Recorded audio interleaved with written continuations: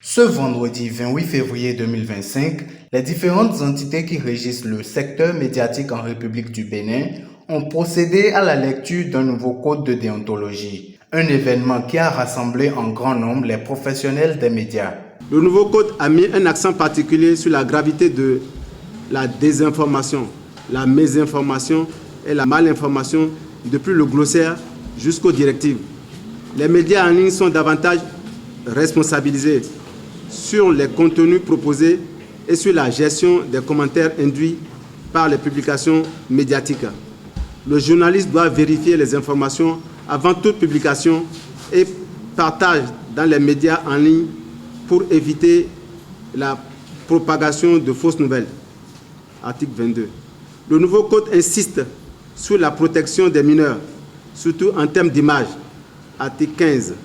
Il faudra recueillir expressément l'autorisation des parents et des tuteurs et s'abstenir dans tous les cas d'exposer les enfants dans leur tristesse, leur précarité et leur vulnérabilité.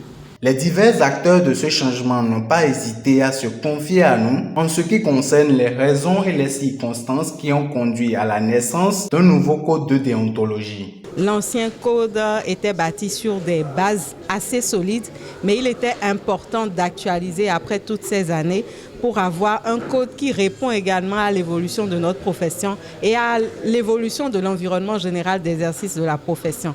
Il y a des aspects très innovants qui entrent aujourd'hui dans le code, justement l'aspect pour plus d'attention à l'égard des femmes avec l'inclusion. Ça, c'est très important. Vous n'êtes pas sans savoir que les femmes en général dans notre profession sont victimes de plusieurs types de violences. Et il est important qu'aujourd'hui, avec le code, on arrive à rétablir dans une certaine mesure l'équilibre. Nous avons eu des ateliers dans les 12 départements. Les confrères ont proposé des contenus, des améliorations.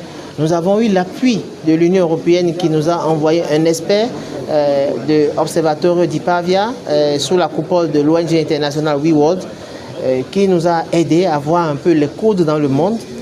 L'Observatoire même a pris sur lui de travailler avec le CDJ, c'est le Conseil de déontologie journalistique de la Belgique, pour voir un peu quels sont les éléments nouveaux, surtout liés à la presse en ligne. Ensuite, nous avons eu des ateliers d'appropriation au niveau de l'Assemblée spéciale qui a regardé des amendements. Et donc, c'est vraiment une vingtaine d'ateliers tout au moins. La naissance de ce nouveau code marque le début d'une nouvelle ère au sein du monde des médias au Bénin. Les différentes institutions continuent d'œuvrer pour sa large diffusion et son respect.